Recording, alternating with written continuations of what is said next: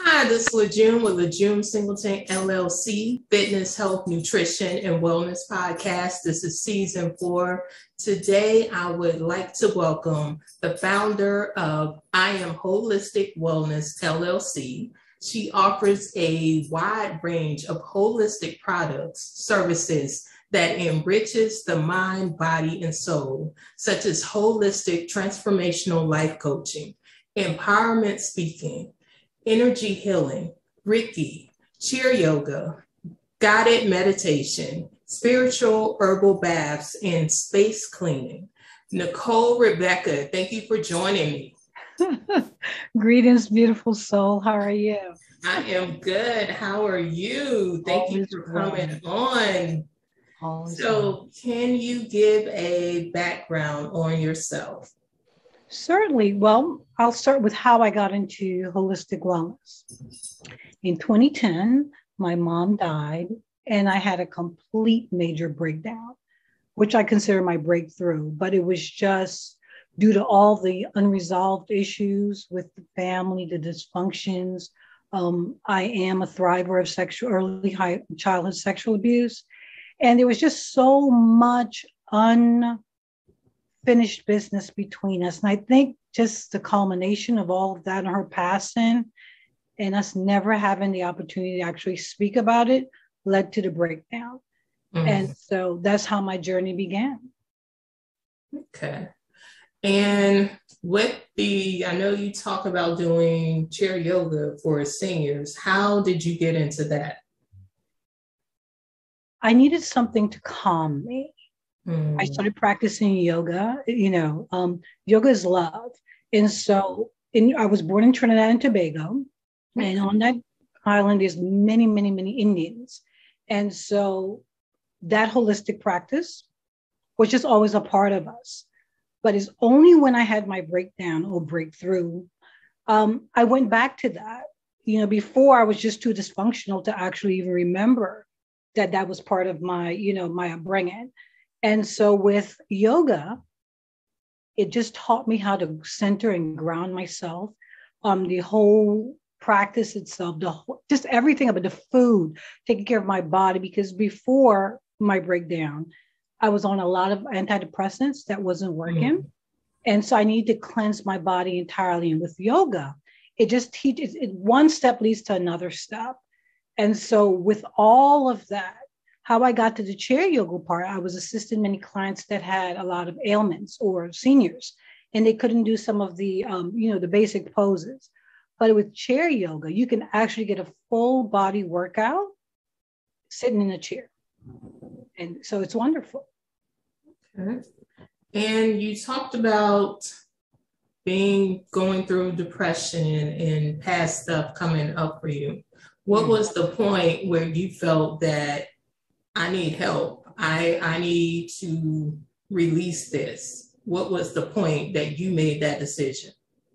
Well, honestly, I have seen over 6 therapists in my lifetime before I actually started my wellness journey. It didn't work for me personally. The shame was just too much. I would go, I couldn't connect, honestly, with the therapist that was there. So it's just, I tried, how do I put it? I went in, I didn't give it my all because of the shame. So I would give them part of the story. There was just so much mess there. And so I went from one therapist to the next trying to find that connection. And it just never worked. They all did the same thing for me. They all prescribed these medications that either made me sluggish, gain weight. The last set just made me suicidal. And that was it. That was just, I've never, as depressed as I've been before in my life, suicide never entered, the playground with it. But this last medication that they gave me, for example, I went into to see the psychiatrist, and within 2 weeks period, I started off at a really small dosage. And then I was up to let's say 10 times that amount. That doesn't work for me at all. So, yeah. So I went to New York, just give you a little background. I went to New York, and my nephew suggested black seed oil. Yes. And I could just tell you what happened to me. It leveled out that depression right away for me. Of course, I had to do a lot of other work, but that was the catalyst. Something happened between that black seed oil with my nerves. And by the time I got back to Richmond, it was just, my mind was clear enough to know, you know what? I quit my job and I took a year off, or I couldn't, I had no choice. I really couldn't function. And I started gardening, fishing, just doing a whole bunch of me stuff. And that's what really got this whole thing going. Okay. And with the holistic process for you, was the introduction of that when your nephew told you about the black seed, or when did that start for you? Remember, I was born in the Caribbean. Mm-hmm. So that was always at the root of our culture. We have what we call Rastafarians in the Caribbean. And Right. it's a religion. And so they lived before holistic or yoga, just all this stuff got really westernized and popular. They were living this lifestyle. So they didn't call it that, but the ital, which is, no meat, no chemicals, all of that was already there. So that seed was already planted in. When I was so sick that I couldn't work, what I did when I started with the black seed oil, starting to garden, being with the earth. Like I said, I didn't go seeking and call it holistic. It was just the seeds were already there. I believe the universe already had that planned out for me, and it all connected. So with that year of my life and just doing research and getting back to, just we call it ground food, natural foods. I mean, it's been a process. It's been a 10-year process. It was just like overnight, I just turned into this. Right. The healing part was where I had that depression had such a hold on me. I'm 50 years old now. I've been depressed for basically, I would say 45 years. I've been depressed, or let's say, 40 years. Correct.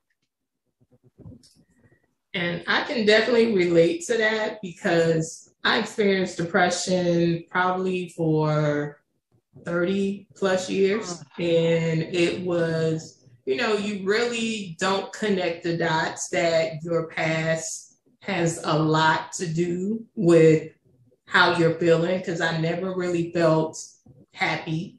Mm-hmm. I was okay. Mm-hmm. And I was complacent. And that becomes a challenge. And I know you mentioned being sexually assaulted, and that was my experience, sexual assault, childhood molestation. So how did you see that playing a part in your life growing up? It destroyed me. It literally, I had my voice. I feel like I had my voice stolen, because here's the thing. And just to let you, I don't use the word molestation, especially when penetration is involved. For me, that's just sanitizing the brutality of it all for the other people to feel better, for them to digest what took place. No, I personally was not molested. I was gang raped at the age of 4 years old, multiple times. So that is not a molestation. Right. That is brutal. So with what happened to me, I didn't remember. My brain actually, it blocked that memory until I was 9 years old. And what was happening is that, and I really want your audience to understand this, because with trauma, sometimes when things are just so horrible, our brain protects us. So that's why when people say, oh, why didn't you tell or report? Sometimes your brain just blocks it.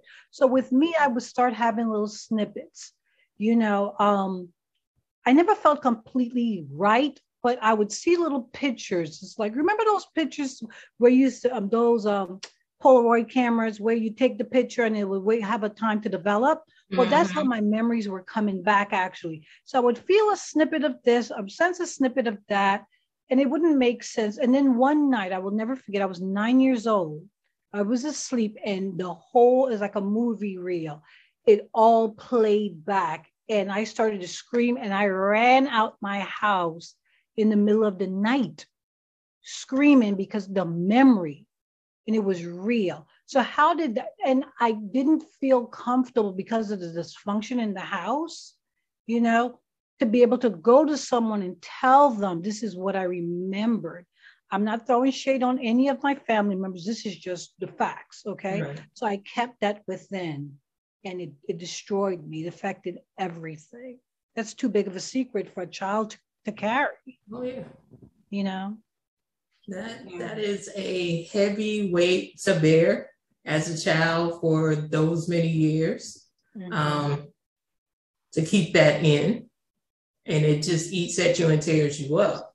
Yes. And I know for me, I felt, and I was molested because it wasn't penetration, but I felt embarrassed because I felt like I should have been able to protect myself. And, you know, as a kid, you can't protect yourself. The adults should have been the individuals to protect me. Yeah. So what was your feeling behind, you know, like I said, for me was embarrassment. What was your feelings? With that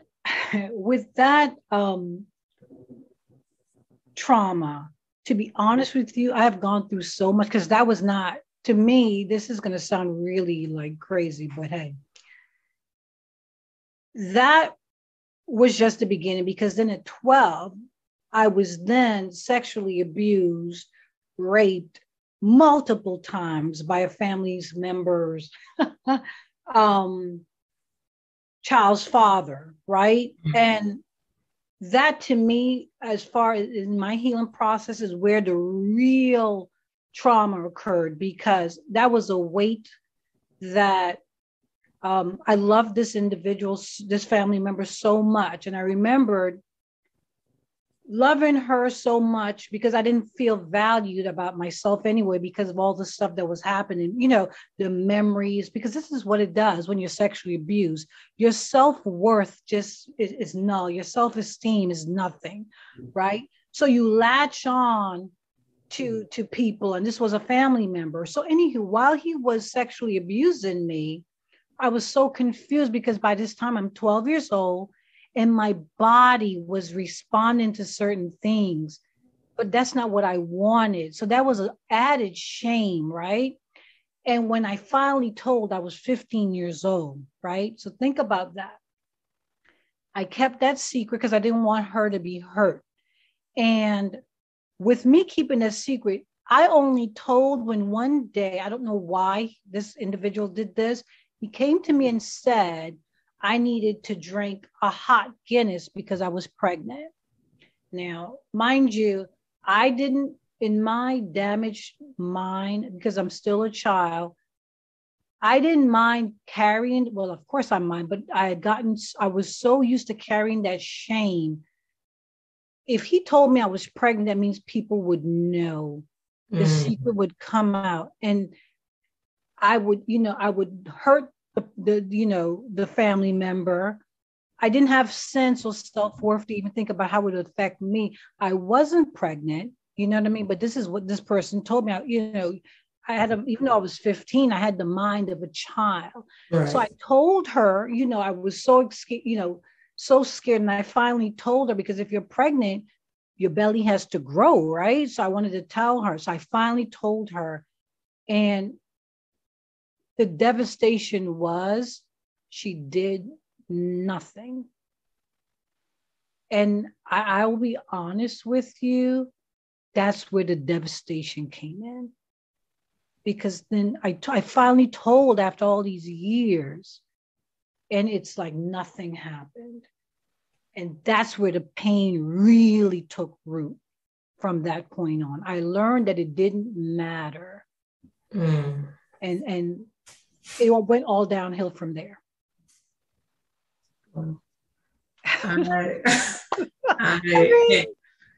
I understand that because, I told my mom at 7 that, my cousin was molesting me.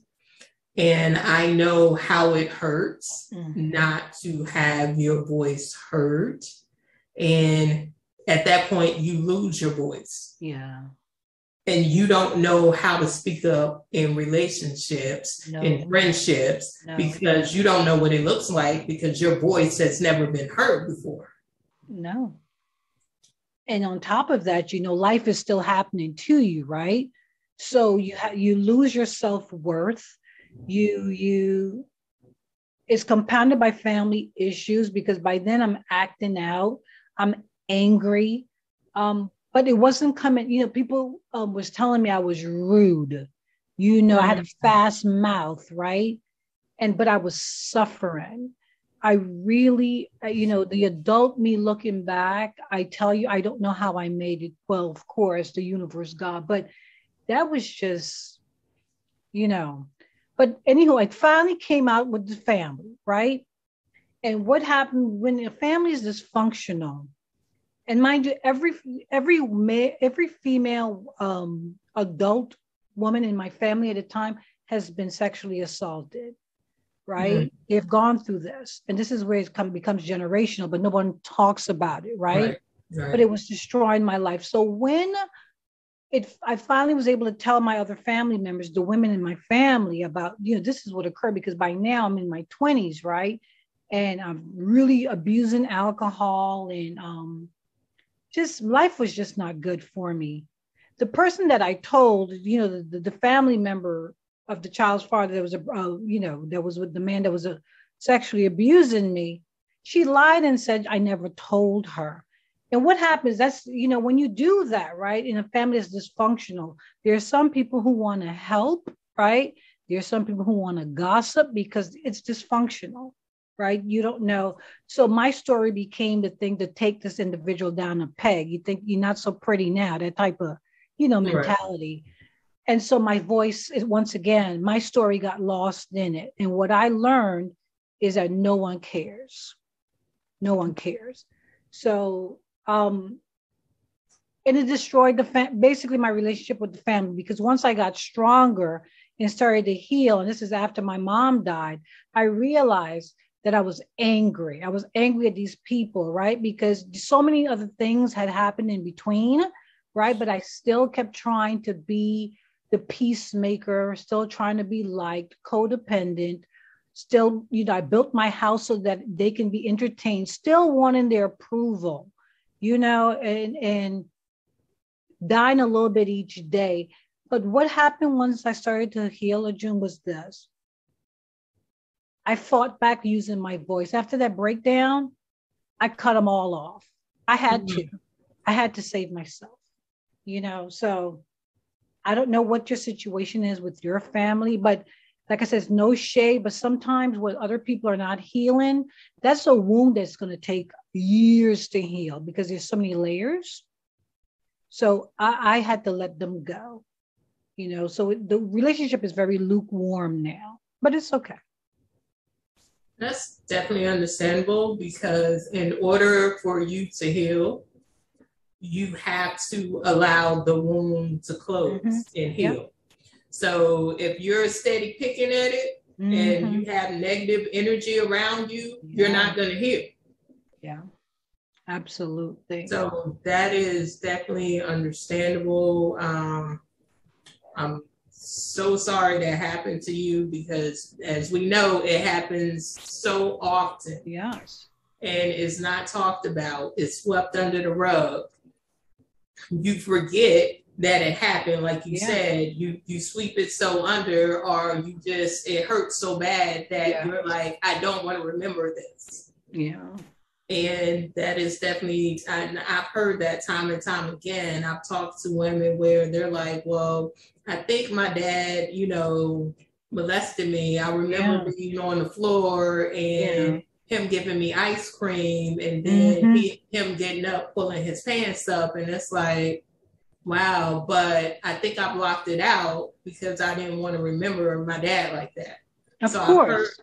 I've heard women say that.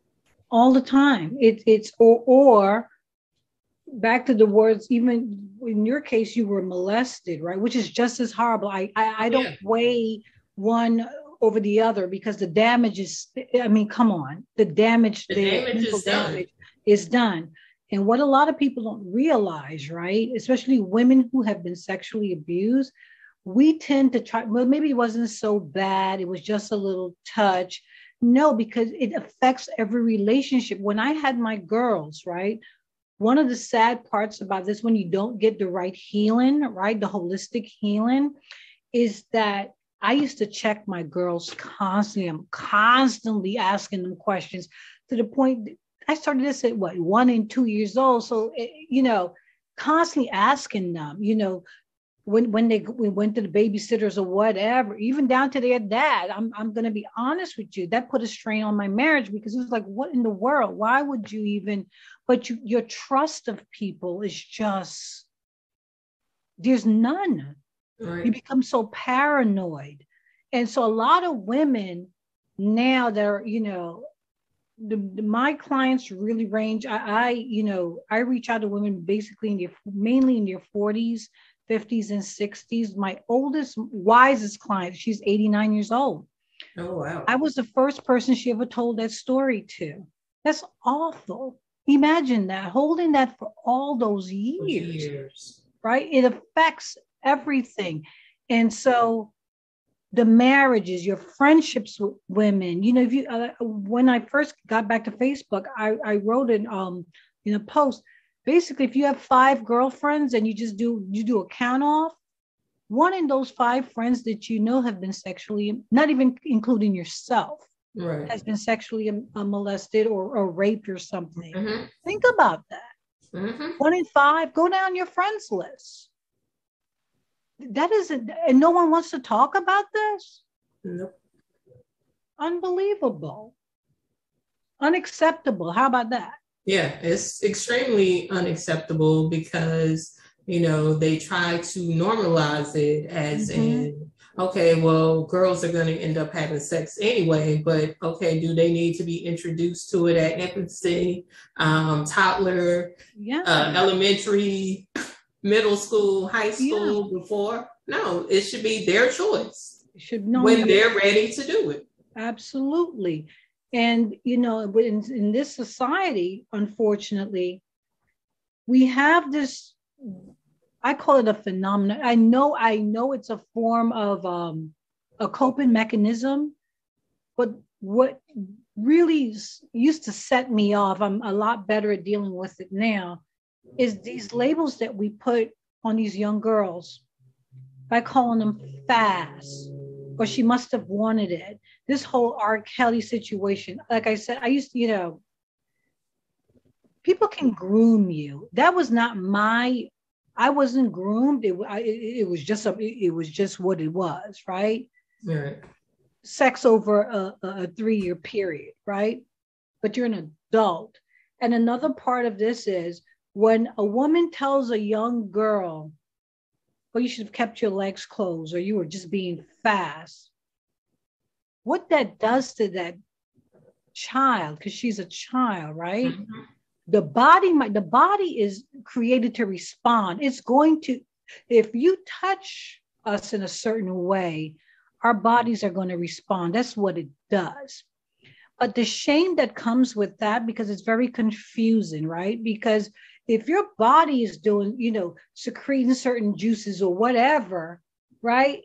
And your mind is saying this is wrong, you're being pulled in 2 different directions. So then after you start questioning yourself, well, maybe I did want this. And this is another reason why many women or girls don't report what has happened to them. It's too much, LaJune. No. But I'm going to keep talking about this. And I'm so happy that you're talking about this, because this is something that needs to be front and center. Me Too wasn't enough. That became that was cool and all to bring the conversation to the forefront, but it became like not to take away from it, but I kind of felt that it became so commercialized. Does that make sense? Oh, yeah. I felt that it became like a meme. Come on. These are our lives we're talking about. So But that's how I feel. You know, I'm outspoken anyway. Yeah, and it seems like it was a 15-minute situation, so you don't really hear about it much anymore. And it's unfortunate that, we feel like we have to hold it in. We're going to be shamed, or people are going to say, it was your fault. You knew that person was married. But that's not okay. If I knew the person was married or not, I didn't ask to be sexually assaulted. I didn't ask to be drugged. Yeah. So that's not, something to say, oh, well, it's your fault. It's not your fault.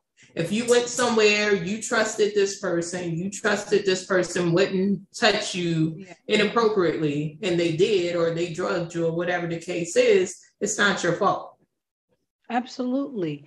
But like I said, in my finding, a lot of the women, especially, I'm not going to even touch the men on that, because that'll just be a whole other thing to rile me up. But I find that it's women who've been sexually abused themselves, but because they have not gotten the healing or started the process of healing that they need, it's like a form of projection, I find, that they do to blame and come up with all these things. Well, if he didn't wear this, or like you just said, he was married.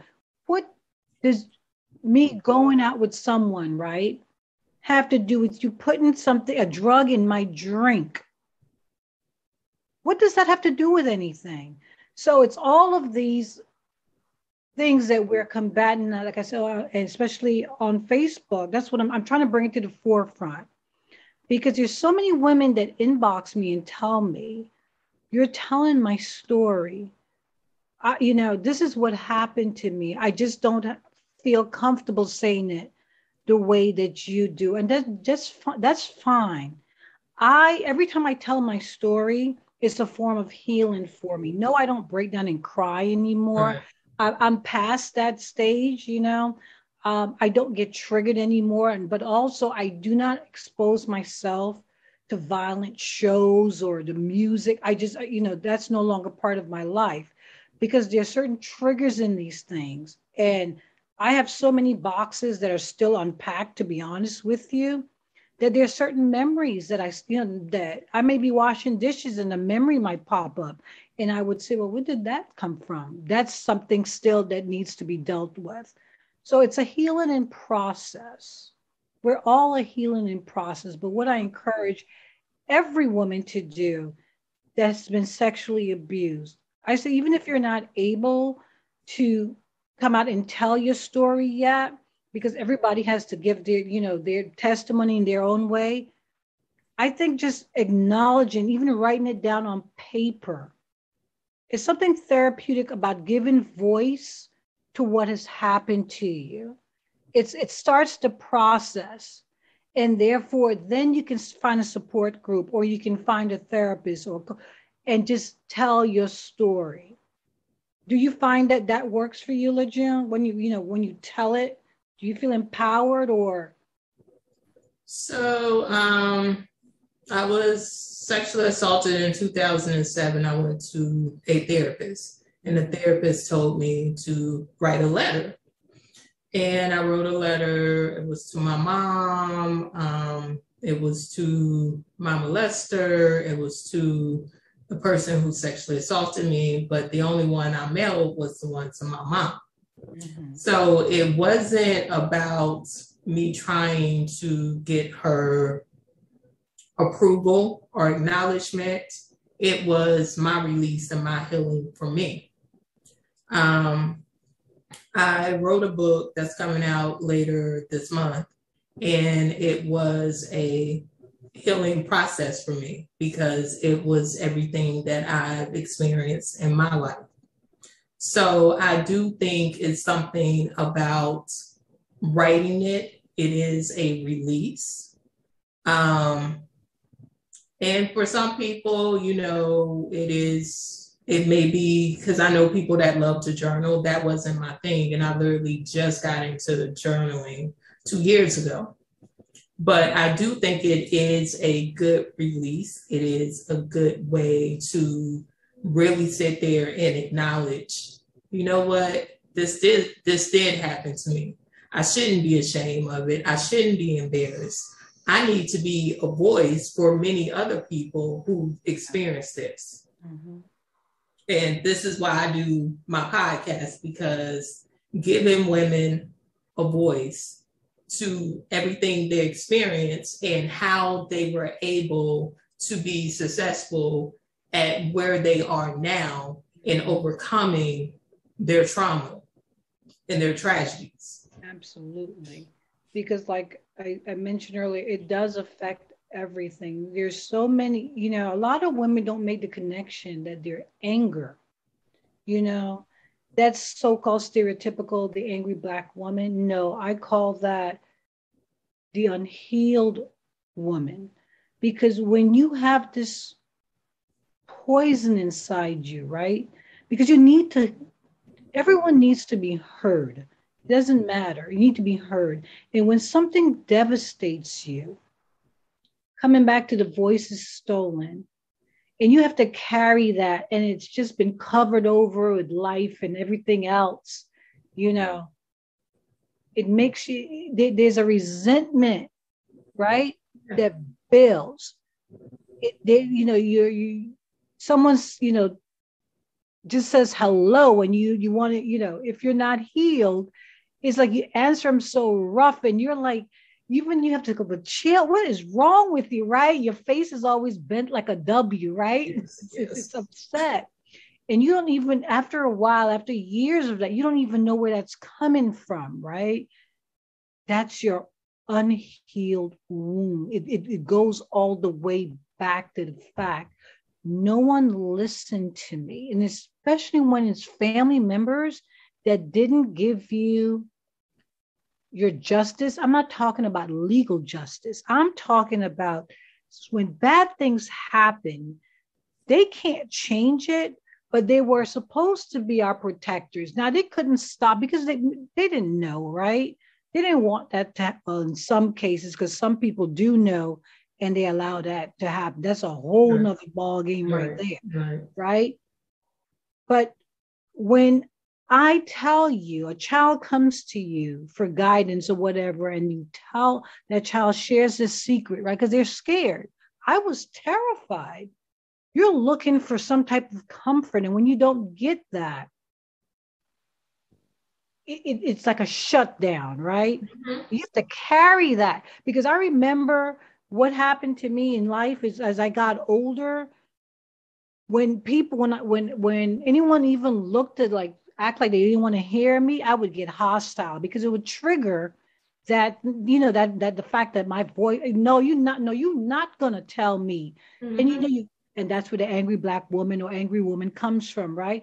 And it has nothing to do with what's going on now. It's the fact that when I was 7 and 12, you didn't listen to me, right? So you said you wrote your mother a letter. I wrote my mother a letter and she never responded. Right. Mm. And what used to upset me, because I told her everything, because I reached out to her, and I'm not, everyone always says this thing that it still grinds me. Remember, I'm a healing in process, LaJune, right? I make this for a living, but I am a healing in process. But when people hide behind, that was their, they did things differently back then and blah, blah, all these different things to cajole. That is true. But I'm a mother. I'm a mother first. And even if you don't know what to say, I just needed you to come to me, because you're watching me destroy myself, right? Ask questions, because you have no problems, coming and eating at my house and watching me cook. So why can't you talk to me when you see me falling apart? And it's not just me. It's the lack of response once we're adult women, that you don't handle the business of coming to your daughter and saying, I wasn't there for you. Let's start from XYZ. They don't say anything. Right. My mother has died. Mm. Right? That's unfinished business with a whole lot of other stuff. And so I had to truly work on that. And now I call it compassion. I in meditation, I do where I bring her to my forefront, just to my mind, and I have these conversations with her. And it's a form of forgiving, right? Forgiving her and being able to just see things from her side, and just releasing that hurt, because it's mothers and daughters, whew, that's a tricky subject right there. Oh, yeah. Yeah. Yeah, because it was definitely challenging for me. I was a daddy's girl, and my dad died when I was 6. Oh. So it was like, okay, well, now I'm stuck with her. Yeah. And I wasn't, honestly, I saw her as the person that took care of me. I didn't really see her as my mom. I saw her as the person that, did my hair, put clothes on me, woke me up in the morning, cooked dinner, things like that. So it wasn't like, oh, this is mommy. No, it was like, okay. And I probably called her mama because my sister called her mama. So the bond was not there. The bond was definitely different. And, that definitely sabotaged like my relationships when it came to communication. Where I would be in relationships and I would hear, well, you're not communicating, you're not being vulnerable, you're not being open. I'm like, what's that? I don't know how to do that. I did that at 7. I got shut down. Yeah. Mm-hmm. That's what it taught you, right? Yeah. And see how, and that's what, years and years later. And back to women again, they don't realize that this is why they become emotionally unavailable. They're just going through life, with all these wounds. How can the mother and daughter relationship, in my opinion, is one of the most important relationships. And when that bond is not there, then you add sexual abuse on top of that. Could be a little jealousy too, LaJune, because you said you were your daddy's little girl, and that's a lot of attention that was probably being paid to you. So I mean, all of that is included in there.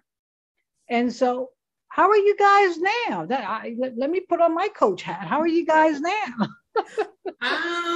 It is still a relationship in progress. We are in a better place than what we were years ago.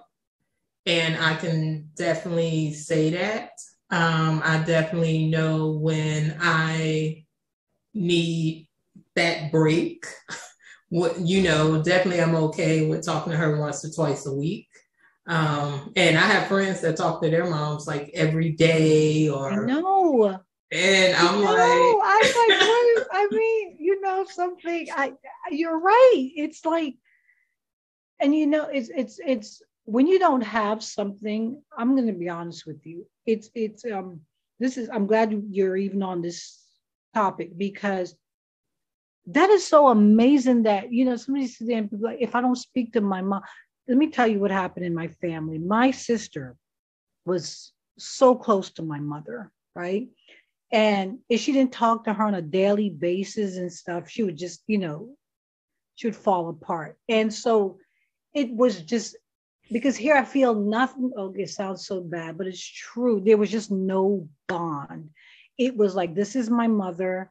It just didn't connect. And so when every time the anniversary of when my mom passed comes up, right?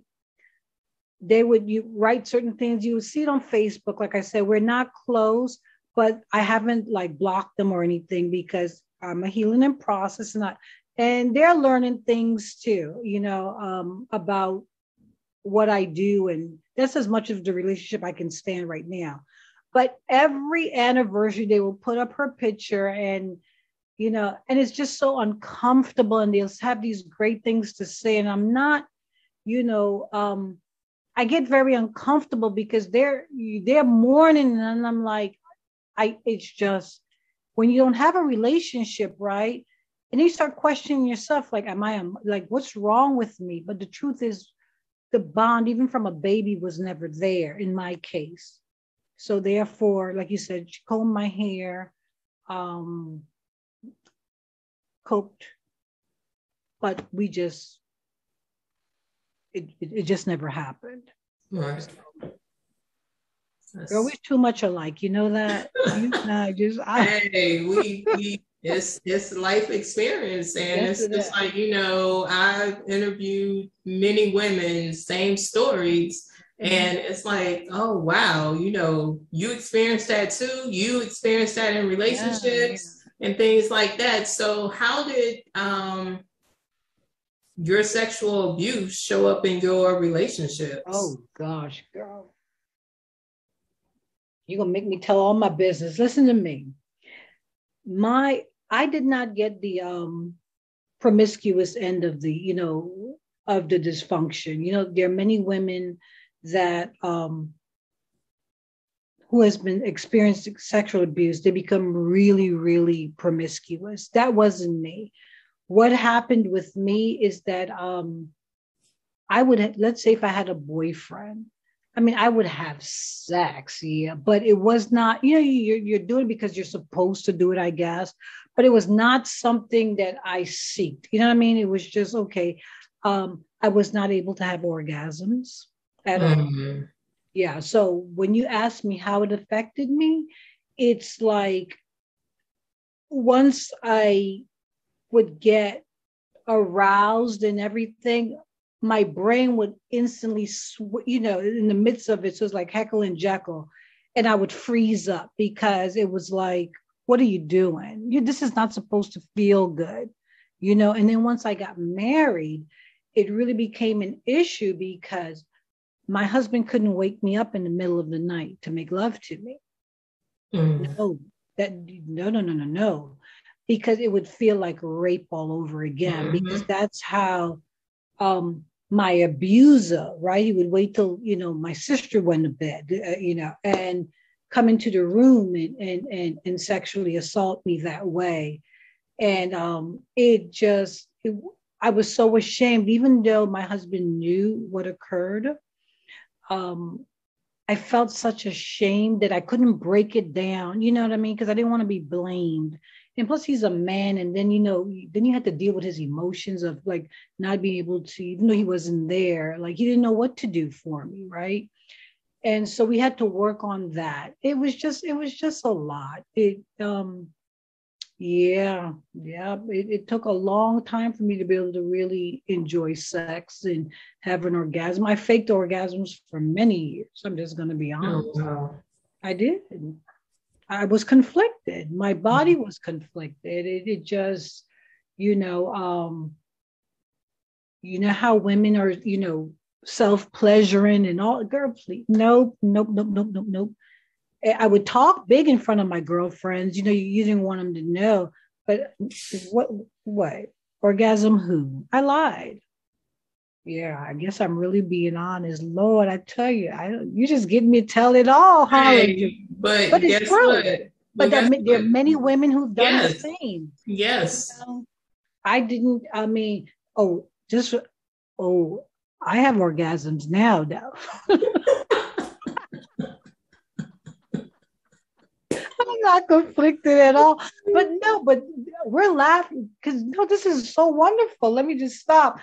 Because look, that's amazing. Because if you had only known me 12 years ago, or I would be so ashamed right now. It feels so judged and shy.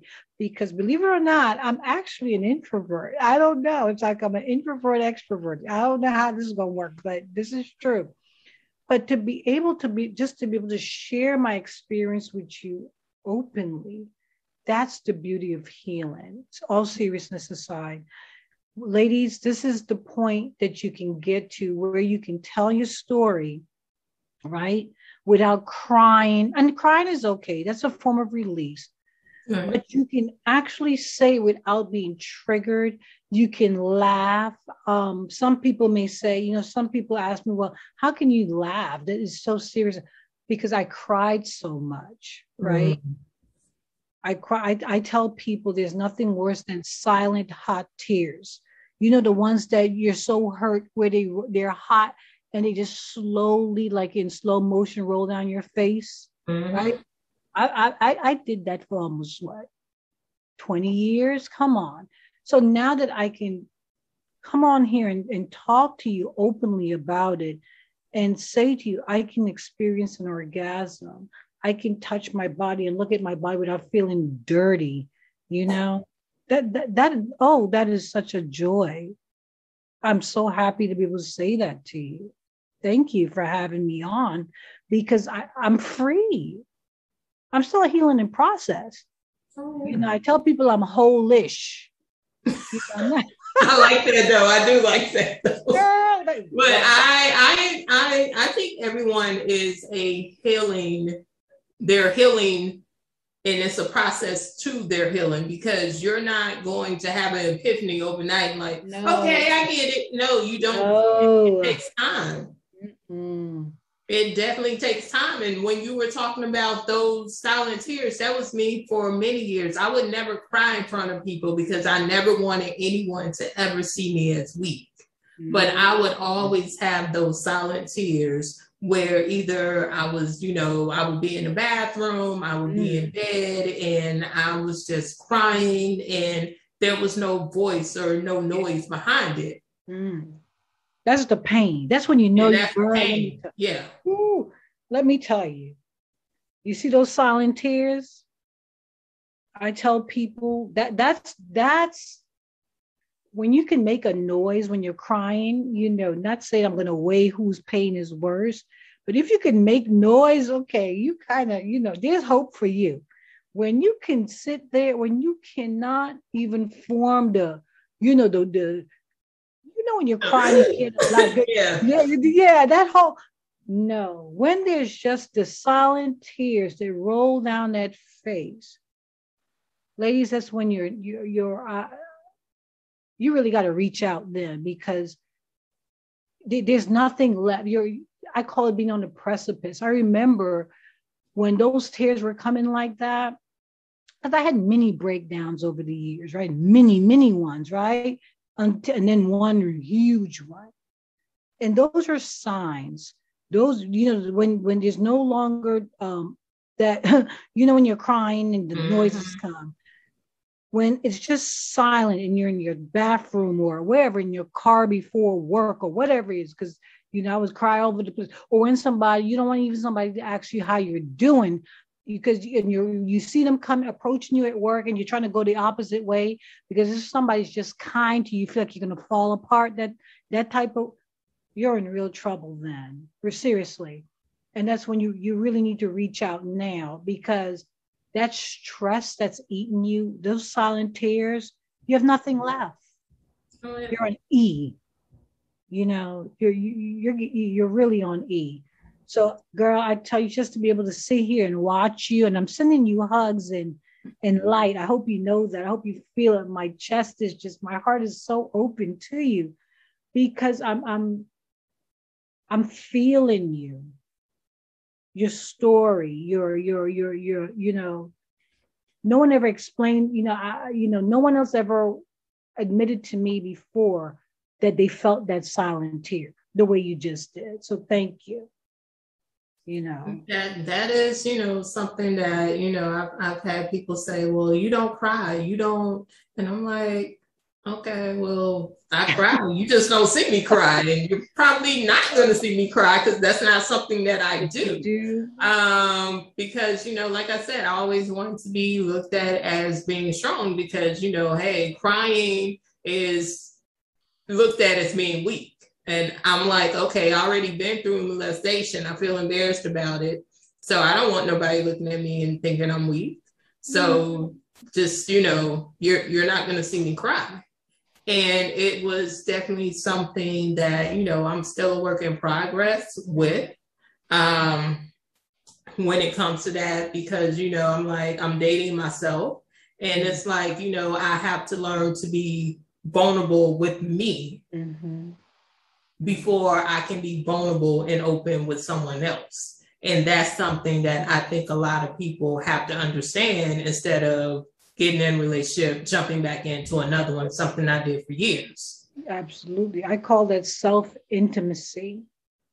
Self-intimacy is knowing thyself. And I do want to say, when you said that crying, the ability to cry is healing. Yes. It's, society, our culture, the strong Black woman. I tell people right now, I'll say it on your podcast, do not call me strong. That's not a badge of honor for me. That to me has been abused and just another way to put another brick on my back. No, thank you. Return to sender. Right. I no longer have a reason to cry. I through meditation and all the work, it's joy now. There are certain things that may make me sad, but I'm better able to cope. But June, I would strongly suggest that start practicing crying, because that part of you that's still locked and said, well, I don't want, the embarrassment, or, you need to return that shame to sender. Well, I'm not there anymore. That's where I used to be. Oh, you was? Oh, okay. Yeah. So I'm not there anymore. Yeah. Where, that was my mindset then of the embarrassment. I didn't want anyone to look at me as weak. Yeah. And as you said, it's a lot when someone looks at you as you're strong, because they're throwing all their stuff onto you. And it's like, no, I don't want your stuff, because I'm still dealing with my stuff. Yeah. Look, I believe as long as we're alive, we're always going to be a healing in process. It's just too much stuff, because even what happened to us years ago, life is still continuing, right? And with life, you're still it's like a tumbleweed. You're still gathering, or a dust ball. You're still gathering other new wounds, just things in general, right? And so my purpose is, I tell women, I feel the real sin in all of this, the sin just means missing the mark, right? Is that you're in your 40s, you're in your 50s, and you have made the life that you want for yourself, or in the process of making the life, or running a business. Society calls it, now the new slang is what? Get in the bag. Oh, these little phrases that people come up with. But you get the bag, right? You've worked hard, you've done all that's necessary, and that bag is now empty, meaning you have the money, you have the status, all the stuff, but you haven't done the work, right? You have all this trauma still attached to you. To me, that's the sin. So my purpose now is to say to women, start this process, especially in our culture. I can't believe how difficult it is for women to even, just to use the word heal. They all want to be strong. Listen, there's no strength. There's no prize given out for who endured the most trauma. There's just no prize, or, it's no badge of honor, basically, to carry this weight. And if there is, someone owes me some prizes. Right. Someone owes me some prizes, and I'm waiting.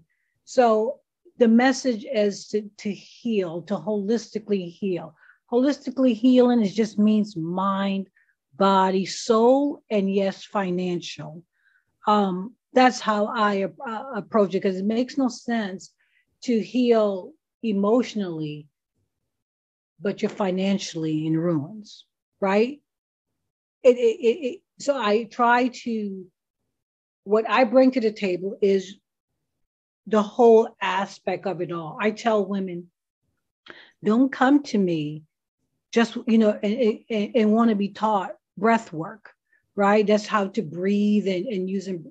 No, we need to deal with other parts, because then you're going to be lopsided. It's very important, Lejeune. It really is. A lot of people want to get on these fads and, but don't understand that, hey, healing is not overnight. Healing, you got to heal your finances. You got to heal your mind. You got to heal yourself spiritually, right? Because when I say spiritual, I'm not talking about religion. I'm a spiritualist. I believe that there, of course, there's a force that's greater than myself. Sometimes I may call that force God, the universe, whatever. But we've got to heal holistically, and a lot of people don't understand that at all. I agree with you 100%, because finances is a top thing, and that was something I struggled with for years, and was suicidal over, not having money. But it's also, you have to understand your relationship with money, because all of, like you said, it ties in together. Mm-hmm. So I definitely thank you for sharing your story and trusting me with your story. Absolutely. Because it's a lot. It's something that everybody is not as gentle with people's trauma. Mm-hmm. And I think that's important, because people start getting down, well, who did it? No. Yeah. The story is your healing. I don't care who did it. I want to know, how are you transforming from that situation to where you are now? Absolutely. Yeah. So other women can hear how they can overcome their experience and not be so focused on, well, was it your uncle? Was it this person? Was that person? And that don't matter. Sensationalizing it now, because now it becomes tea or a juicy topic, right? Exactly.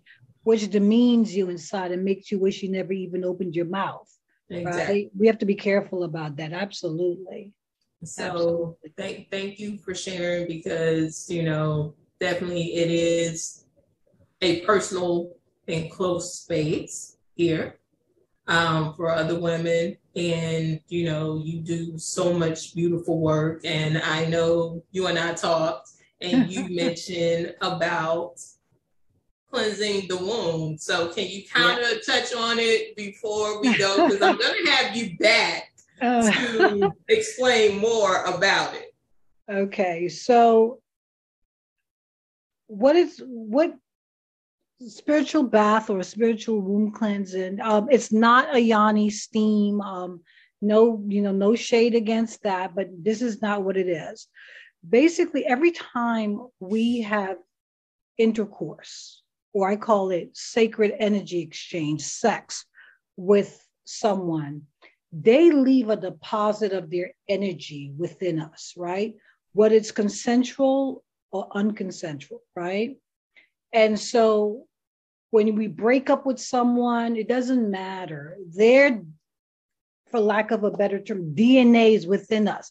Their energy is left with us. And sometimes you can always tell that by not being able to move forward. You had sex with this person, they're toxic. You keep going back. It's not even because the sex is good. You just can't, you just feel, attached to this person. What a spiritual bath is, or womb cleansing is basically using herbs and different rituals, right? To sever that energetic cord to that individual. I had to sever that energetic cord to my rapist and everyone else, even if you don't know their names. It's basically cutting ties with that energy. And so basically you're in water. There's a whole process before that. It's affirmations. You set intentions, but there are different herbs. And basically, just like how they do a baptism, basically it's a spiritual baptism. And you literally, you sever that. It's a healing process that happens internally in that womb, because there are many women who can't get pregnant, and believe it or not, it's this may sound a little metaphysical. All of that is attached to it. The body is still retaining trauma. It's not that a person cannot physically conceive. It's all of that trapped negative energy within the body. And so we go through, I take women through that whole process. It's very well known in Latin America, in Africa, Asia, and especially in the Caribbean. We do a lot of that spiritual bath, spiritual cleansing. Yeah, it's deep, but it works. Okay, well, definitely we'll have you back to talk about that more, to give some examples on the process of doing it. And I know you have some winner announcements of what's next on your roster. Okay, absolutely. Well, this winter, we're actually launching our Be Well. It's our Be Well teas. It's our holistic herbal teas, also as well as our dry herbal spices. So it's just great. It's going to cover weight loss, energy. It's going to have calm, relaxation, just different teas for different things. And this is, whole organic spices. I mean, it's going to be awesome. And that's going to be this winter. So you guys can get that on my website at imholisticwellness.com. So I'm just excited about it. I'm going to send you some, Jim. Okay, please do, because I love tea. So please do. Okay, before closing, can you tell me what wellness means to you? Oh, what wellness is? Being whole. Peace, I love that. Calm, balance, empowered, stability financially. It's just the whole thing, being able to wake up and have a sense of self, to speak and walk in your truth, to know that I am the most two powerful words in the world that you can speak. Anything that comes after it is what you are.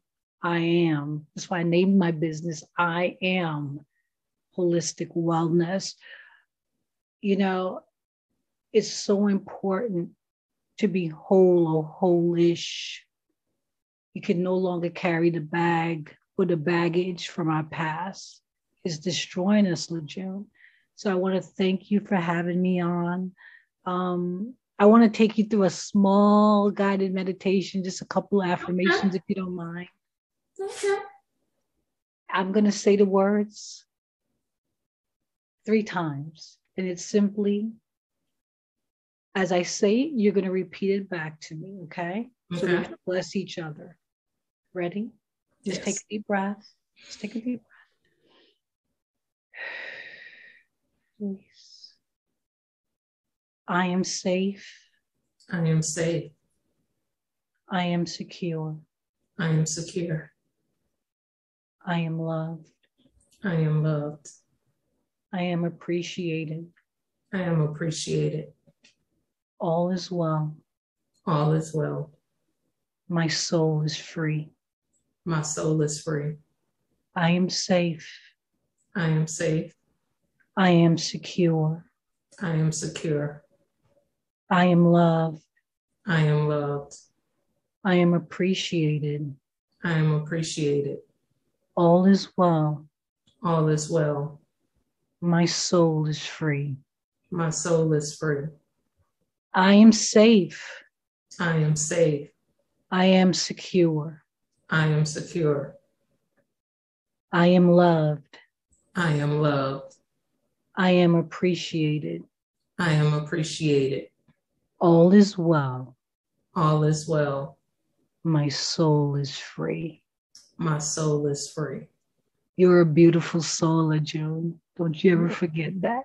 Thank you. You are a beautiful soul as well. Thank you so much. And you should have like an app doing meditation because yeah, I can hear myself at night or in the morning listening to it. So yeah, just let me know when that's coming out. You know it's in the works, honey. I know. So can you tell the listeners where they can find you? Oh, absolutely. My website is iamholisticwellness.com. I'm also on Facebook at I Am Holistic Wellness. I Am Holistic Wellness. Yes, it's twice.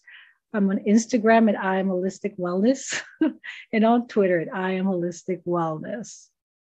Okay. Well, thank you so much. And again, thank you for trusting me with your story. Oh, absolutely. And I definitely appreciate it. So we'll have you back to talk about that, spiritual cleanse. Yes. Yeah, I'm important, definitely interested in that. So this Lejeune Singleton LLC, Fitness, Health, Nutrition, and Wellness Podcast. You can definitely find me on Facebook, Instagram, LinkedIn, and also LejeuneSingleton.com. Please, if you have experienced any form of trauma, tragedies, please get help. Please don't just keep it bottled inside because it's not healthy. It does cause self-sabotage in your relationships with yourself, in your employment, with your money. Get the help that you need with a coach, with a therapist group, whatever form that works for you. Get that help that you need. Until next time, I'm Lejeune.